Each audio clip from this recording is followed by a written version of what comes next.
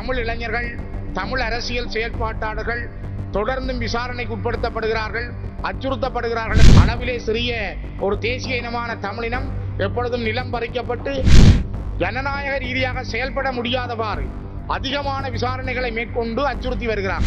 அங்கே வாழுகின்ற மக்களுடைய எண்ணங்களை சிதைக்கின்ற நடவடிக்கைகளில் அரசாங்கம் ஒரு மறைமுக நிகழ்ச்சி நிரலில் சமூக மற்றும் அரசியல் செயல்பாடுகளை முடக்கி அவர்களை அச்சுறுத்தும் வகையிலான கைதுகளும் விசாரணைகளும். நாங்கள் எப்பொழுதும் தெளிவாக சொல்லுவதுண்டு, பெண்களுக்கு 50க்கு 50 உரிமை இருக்க வேண்டும். நீங்கள் வணக்கம் செலுத்துவதற்கு இந்த தடைகளும் இல்லையே. ஆனால் அங்கே வைக்கின்ற பூக்கள், அங்கே வைக்கின்ற அடையாளங்கள், அங்கே இருக்கின்ற வணக்க முறைகளை அல்லது ஒரு கல்லு கூட நட முடியாதவாறு அவர்கள் சொல்லுகின்ற ஒரு நல்ல சுருக்கமான வசனம், விடுதலை புலிகளை மீளுருவாக்கம் செய்கிறார்கள். கௌரவ சபாநாயகர் அவர்களே, இப்பொழுதும் நாங்கள் இங்கே பேசிக் கொண்டிருக்கிறோம். ஒரு ஜனாதிபதி தேர்தல் பற்றி பேசப்படுகிறது. இந்த நாட்டில் பெண்களுடைய உரிமை தொடர்பிலே பேசப்படுகின்றது. ஆனால் இந்த நாட்டிலே இப்பொழுதும் கைதுகளும் விசாரணைகளும் தொடர்ந்த வண்ணம் இருக்கின்றன.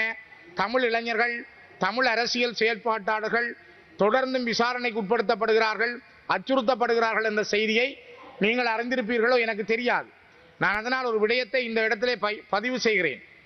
வடக்கு கிழக்கில் ஜனாதிபதிக்காக ரணில் விக்ரமசிங்க இந்த நாட்டினுடைய ஜனாதிபதிக்கு என்னால் எழுதப்பட்ட கடிதத்தையும் நான் இந்த சபைக்கு சபாபீடத்துக்கு சமர்ப்பித்து அந்த கடிதத்தில் உள்ள விடயத்தை நான் குறிப்பிட விரும்புகிறேன். வடக்கு கிழக்கின் தமிழ் தேசிய தளத்தில் இயங்கு நிலையில் உள்ள பல நிலைப்பட்ட ஆர்வலர்களும் சமூக மற்றும் அரசியல் செயல்பாடுகளை முடக்கி அவர்களை அச்சுறுத்தும் வகையிலான கைதுகளும் விசாரணைகளும் பரவலாக இடம்பெற்று வருகின்றமை தங்கள் அரசின் மீதான எதிர்நிலை கருத்தியலை மக்கள் மத்தியில் ஏற்படுத்தியுள்ள நிலையில் சமகாலத்தில் நடைபெற்றுள்ள கீழ்வரும் விடயங்கள் மீது தங்களின் மேலான கவனத்தை கோருகிறேன். தோணிக்கல் வவுனியாவை நிரந்தர வதிவிடமாக கொண்ட முன்னாள் போராளியும் சமூக செயல்பாட்டாளருமான திரு செல்வநாயகம் ஆனந்தவர்ணன் அரவிந்தன் அவர்கள் கடந்த 2024 3 26 அன்று பயங்கரவாத குற்றத்தடுப்பு மற்றும் விசாரணை பிரிவினரால் கொழும்பில் வைத்து கைது செய்யப்பட்டு தற்போது வெலிக்கடை சிறையில் தடுத்து வைக்கப்பட்டுள்ளார்.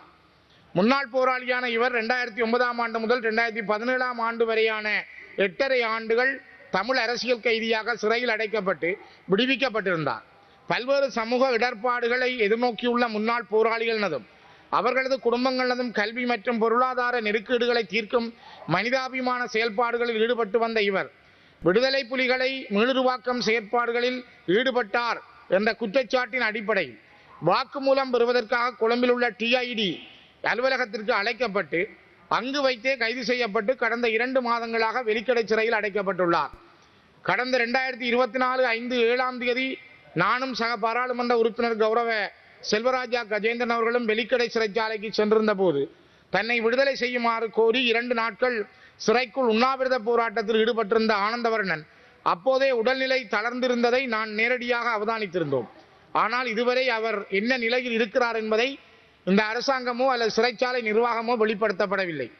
அதேவேளை திருகோணமலை மாவட்டத்தின் மூதூர் பகுதியைச் சேர்ந்த திரு சுதாகரன் என்பவர் இந்தியாவிலிருந்து திரும்பும் போது கைது செய்யப்பட்டு கடந்த 1 வருடமாக வெலிக்கடை சிறையில் தடுத்து வைக்கப்பட்டுள்ளார். இவரும் ஒரு முன்னாள் போராளி. இவருடைய குடும்பம் நாளாந்த சீவியத்துக்கே மிகப்பெரிய நெருக்கடிகளை சந்திக்கிறார்கள். இது தவிர கிளிநொச்சி மாவட்டத்தில் இலங்கை தமிழரசு கட்சியினுடைய முதன்நிலை செயல்பாட்டாளர்களாக உள்ள கீழ்வரும் 6 பேரும் வெவ்வேறு காரணங்களின் நிமித்தம் பயங்கரவாத குற்றத்தடுப்பு மற்றும் விசாரணை பிரிவினரால் அண்மையில் தனித்தனியே விசாரணைகளுக்கு உட்படுத்தப்பட்டுள்ளமை கட்சியின் செயல்பாட்டாளர்கள் மற்றும் ஆதரவாளர்களிடையே பல்வேறு எதிர்வலைகளை ஏற்படுத்தியுள்ளது. ஒன்று, இலங்கை தமிழரசு கட்சி கிளிநொச்சி மாவட்ட கிளையின் செயலாளர் திரு வீரவாகு விஜயகுமார் கடந்த 2024 2/14 மற்றும் 2024 5/31 பயங்கரவாத குற்றத்தடுப்பு மற்றும் விசாரணை பிரிவினரால் கிளிநொச்சி பரந்தனில் அமைந்துள்ள அவர்களது அலுவலகத்துக்கு அழைக்கப்பட்டு நீண்ட நேரங்கள் விசாரணைக்கு உட்படுத்தப்பட்டுள்ளார். இதனால் உளவியல் ரீதியாகவும் செயல்பாட்டு ரீதியாகவும் மனமுடைந்திருப்பதையும் நான் இந்த இடத்திலே பதிவு செய்கிறேன். 2வது, கரச்சி பிரதேச சபையின் மேனாள் உறுப்பினரான திரு சண்முகராஜா ஜீவராஜா கடந்த 2024 4 பயங்கரவாத குற்றத்தடுப்பு மற்றும் விசாரணை பிரிவினரால் கொழும்பில் அமைந்துள்ள அவர்களது அலுவலகத்துக்கு அழைக்கப்பட்டு விசாரணைக்கு உட்படுத்தப்பட்டுள்ளார். இவரோடு இணைந்து இவருக்கு பிற்பாடு ஈழத்து எழுத்தாளரும் நமது கட்சியின் செயற்பாட்டாளரும் கிளிநொச்சி முருகானந்தா கல்லூரியினுடைய ஆசிரியருமான தீபச்செல்வன் என அறியப்படும் திரு பாலேந்திரம் பிரதீபன் அவர்கள் கடந்த 2024/4/11 பயங்கரவாத குற்றத்தடுப்பு மற்றும் விசாரணை பிரிவினரால் கிளிநொச்சி பரந்தனில் அமைந்துள்ள அவர்களது அலுவலகத்துக்கு அழைக்கப்பட்டு விசாரணைக்கு உட்படுத்தப்பட்டுள்ளார். பூநகரி பிரதேச சபையின் மேனாள் தவிசாளரும் கிளிநொச்சி முழங்காவில் மகாவித்தியாலயத்தின் ஆசிரியருமான திரு சிவகுமாரன் ஸ்ரீரஞ்சன் கடந்த 2024/4/20 பயங்கரவாத குற்றத்தடுப்பு மற்றும் விசாரணை பிரிவினரால் கிளிநொச்சி பரந்தனில் அமைந்துள்ள அவர்களது அலுவலகத்துக்கு அழைக்கப்பட்டு விசாரணைக்கு உட்படுத்தப்பட்டுள்ளார். கரச்சி பிரதேச சபையின் மேனாள் தவிசாளர் திரு அருணாசலம் வேளமாளிகன் கடந்த 2 பயங்கரவாத குற்றத்தடுப்பு மற்றும் விசாரணை பிரிவினரால் கிளிநொச்சி பரந்தனில் அமைந்துள்ள அவர்களது அலுவலகத்துக்கு அழைக்கப்பட்டு விசாரணைக்கு உட்படுத்தப்பட்டுள்ளார். பூநகரி பிரதேச சபையின் மேனாள் உறுப்பினர் திருமதி ஜெயசித்ரா தயானந்தன் கடந்த 2024/5/27 பயங்கரவாத குற்றத்தடுப்பு மற்றும் விசாரணை பிரிவினரால் கொழும்பில் அமைந்துள்ள அவர்களது அலுவலகத்துக்கு அழைக்கப்பட்டு விசாரணைக்கு உட்படுத்தப்பட்டுள்ளார். இலங்கை தமிழரசு கட்சியின் மத்திய செயற்குழு உறுப்பினரான திரு கருப்பையா ஜெயக்குமார் அவர்கள் இன்றைய தினம் நான் இப்பொழுது பேசிக் கொண்டிருக்கும் பொழுது 2024/6/4 பயங்கரவாத குற்றத்தடுப்பு மற்றும் விசாரணை பிரிவினரால் கிளிநொச்சி பரந்தனில் அமைந்துள்ள அவர்களது அலுவலகத்துக்கு விசாரணைக்காக அழைக்கப்பட்டு இப்பொழுது விசாரிக்கப்பட்டுக் கொண்டிருக்கிறார். மேற்குறித்த விடயங்கள் மீது தாங்கள் உயரிய கரிசனை கொண்டு தமிழ் அரசியல் கைதிகளை தடுத்து வைக்கப்பட்டுள்ளோரின் விடுதலையை விரைவுபடுத்தும் சமநேரத்தில் எமது மக்களின் இயல்பு வாழ்வை சிதைக்கும் வகையில் திட்டமிட்டு மேற்கொள்ளப்படும் விசாரணைகள் மற்றும் அச்சுறுத்தல்களை தடுத்து நிறுத்துவதற்கு ஆவண செய்யுமாறு தங்களை தயவாக கேட்டுக்கொள்கிறேன் என நான் ஜனாதிபதி அவர்களுக்கு எழுதிய அவசர கடிதத்தினூடாக இந்த விடயத்தை பாராளுமன்றத்திலும் நான் சமர்ப்பிக்கிறேன். மிக முக்கியமாக ஜனாதிபதி அவர்களுடைய கவனத்துக்கும் இந்த உயர்ந்த சபையினுடைய கவனத்துக்கும் நான் இதனை கொண்டு வருகிறேன்.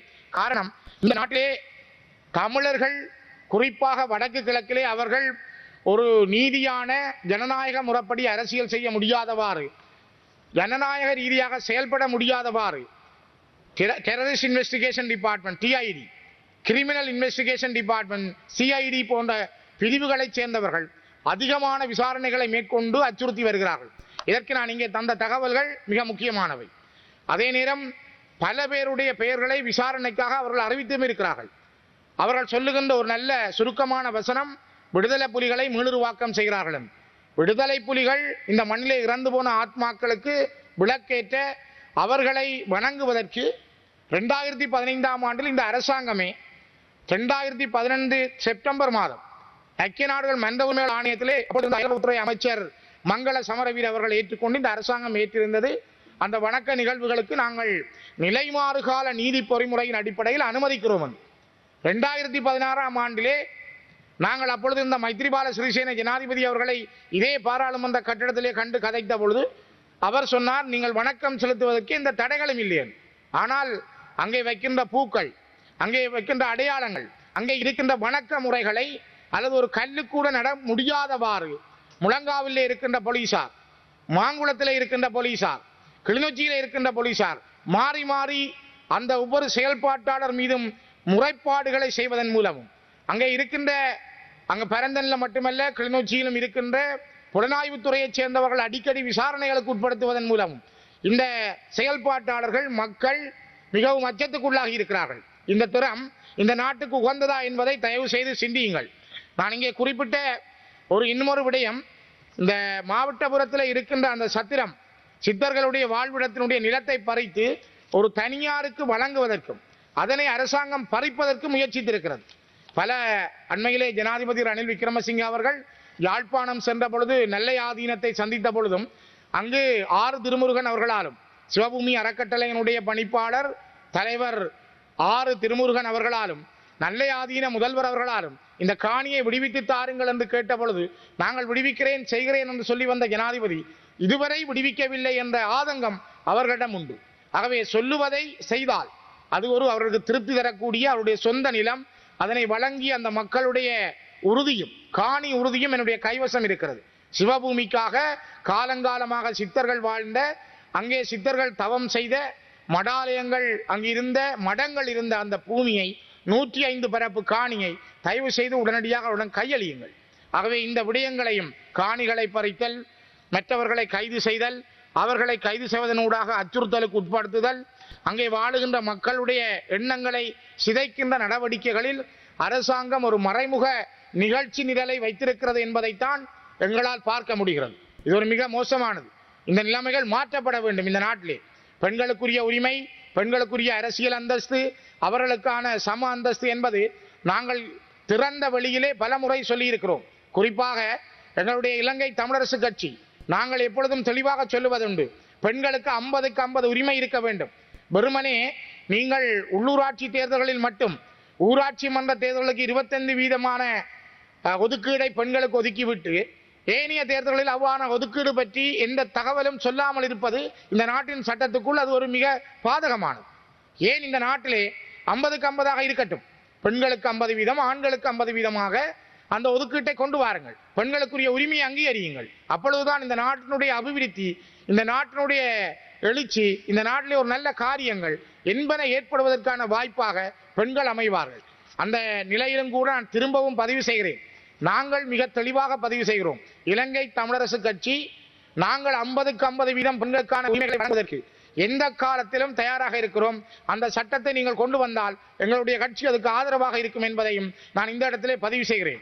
இன்றைய பதிவுகளோடு மிக முக்கியமாக இன்று இந்த நாட்டிலே ஒரு மிகப்பெரிய இடர் நடந்து கொண்டிருக்கிறது. மிகப்பெரிய வெள்ளப்பெருக்கு காரணமாக நாட்டினுடைய 23 மாவட்டங்களில் 87,000 பேர் பாதிப்படைந்திருக்கிறார்கள். 87,000 பேருக்கு மேல், குறிப்பாக 251 பிரதேச செயலாளர் பிரிவுகளில் 23,723 குடும்பங்களை சேர்ந்த 87,376 பேர் பாதிக்கப்பட்டுள்ளனர் என இன்றைய வீரகேசரி, தினக்குரல், தமிழன் பத்திரிகைகள் செய்தி வெளியிட்டிருக்கின்றன. நான் இன்று பத்திரிகைகளில் பார்த்த செய்திகளையும் அடிப்படையாக வைத்து நான் இந்த தகவலை வெளியிடுகிறேன். மிக முக்கியமாக இன்றைய வீரகேசரி பத்திரிகையில் 2 வாரங்களில் 24 பேர் இதுவரை உயிரிழந்துள்ளார்கள் என்ற செய்தியும் முன்பக்கத்திலே இடப்பட்டிருக்கிறது. இந்த நாடு ஒரு மிகப்பெரிய இடரை சந்தித்திருக்கிறது. பல மாவட்டங்களில் மக்கள் பயணம் செய்ய முடியாமல் இருக்கிறார்கள். பாதைகளில் மண் சரிவுகள், மலைகள் சரிந்திருக்கிறது. மக்களுடைய போக்குவரத்து நிலைகள் பாதிக்கப்பட்டிருக்கிறது. இந்த இடத்திலே இந்த இடர் காரணமாக உயிரிழந்த மக்களுக்கு நான் இந்த உயர்ந்த சபையினூடாக என்னுடைய அனுதாபங்களை தெரிவித்துக் கொள்கிறேன். என்னுடைய மக்கள் சார்பாகவும் என்னுடைய அனுதாபங்களை நான் இந்த இடத்திலே தெரிவித்துக் கொள்கிறேன். ஆனால் இந்த நாட்டிலே இருக்கின்ற இந்த இடர்கள் ஒவ்வொரு வெள்ளம் வருகிற பொழுதும், இடர்கள் வருகிற பொழுதும் அதிகமாக மலையகம் சார்ந்த எங்களுடைய சகோதரர்கள் அதிகமாக பாதிக்கப்படுகிறார்கள். அவர்களுக்கான ஒரு நிரந்தர வாழ்வு, நிரந்தர போக்குவரத்து, அவர்களுடைய நிம்மதியான வாழ்வு என்பதற்கு இந்த இடர், அதிலும் கூடுதலாக மழை வெள்ளம், மண் சரிவுகள் வருகின்ற பொழுது அதிகமாக பாதிக்கப்படுகின்றவர்களாக இருக்கிறார்கள். அதற்கான ஒரு வழிமுறை, ஒரு பொறிமுறை உருவாக்கப்பட வேண்டும் என்பதையும் நான் இந்த இடத்திலே பதிவு செய்கிறேன். இத்தோடு ஊர்காவத்துறை பகுதியைச் சேர்ந்த 2 பெண் குழந்தைகள் நேற்று முன்தினம் அவர்கள் ஒரு சைக்கிளிலே ஒரு பாதையால் செல்லுகிற பொழுது, வயலின் வரம்பு பாதையால் செல்கிற பொழுது ஒரு குழியிலே தவறுண்டு விழுந்து 2 பேரும் மரணத்தை சம்பவித்திருக்கிறார்கள். அதுவும் இந்த காலத்திலே நடைபெற்ற ஒரு இடர். ஊர்காவத்துறையைச் சேர்ந்த நிரோசன் விதுஷா 11 வயசு, நிரஞ்சன் அனுஷ்கா 5 வயது அருகிலுள்ள கடைக்கு துவிச்சக்கர வண்டியிலே செல்லும் பொழுது அவர்கள் போற வழியிலே இருந்த ஒரு குட்டையில் தவறி விழுந்ததன் காரணமாக இந்த 2 பிள்ளைகளும் அந்த இடத்திலே உயிரிழந்திருக்கிறார்கள். இதையும் இந்த நாட்டிலே ஏற்பட்ட இடர்களுக்கு மத்தியில் வெள்ளப்பெருக்கு காரணமாக யாழ்ப்பாண மாவட்டத்தில், குறிப்பாக ஊர்காவத்துறை தீவகத்தினுடைய ஊர்காவத்துறையிலே வெள்ளம் தேங்கி நின்ற பொழுது வளமையான பாதையாக கருதி சென்ற இந்த குழந்தைகள் தங்களுடைய அறியாமை, அந்த வயசிலே இருக்கின்ற துடிப்பு, அந்த குழந்தைகளை அந்த குட்டையிலே இருக்கிற நீர் உயிரை பறித்திருக்கிறது. அந்த குழந்தைகளுக்கும் நான் இந்த உயர்ந்த சபையிலே என்னுடைய அனுதாபங்களை தெரிவித்துக் கொள்கிறேன்.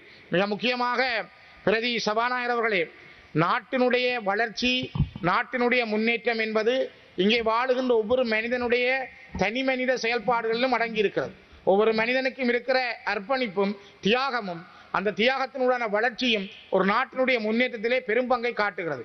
ஆனால் ஒரு இனம் அச்சுறுத்தப்பட்டு, அளவிலே சிறிய ஒரு தேசிய இனமான தமிழினம் எப்பொழுதும் நிலம் பறிக்கப்பட்டு, இராணுவ பிடிக்குள் வைக்கப்பட்டு, அவர்கள் விசாரணைகளுக்கு உட்படுத்தப்பட்டு அடக்கப்படுகின்ற பொழுது அவர்களுடைய நிம்மதியற்ற வாழ்வு என்பது ஏனைய இனத்தையும் இந்த மண்ணிலே நிம்மதியாக வாழ விடாது என்பதைத்தான் நான் இந்த இடத்திலே பதிவு செய்கிறேன். மிக முக்கியமாக இவற்றுக்கு ஒரு நீதியான தீர்வு வேண்டும். இந்த நிலைமைகள் நடைபெறாமல் தடுக்கப்பட வேண்டும். அதன் மூலமும் பெண்களுக்கான உரிமைகள் என்பது சரியான முறையில் இந்த நாட்டில் இருக்கின்ற ஒவ்வொருவரும் சிந்தித்தால், அவர்களுக்கான இடத்தை கொடுத்தால் இந்த நாட்டினுடைய முன்னேற்றம் என்பதையும் கட்டிக்காக்க முடியும் என்பதை பதிவு செய்து நிறைவு செய்கிறேன்.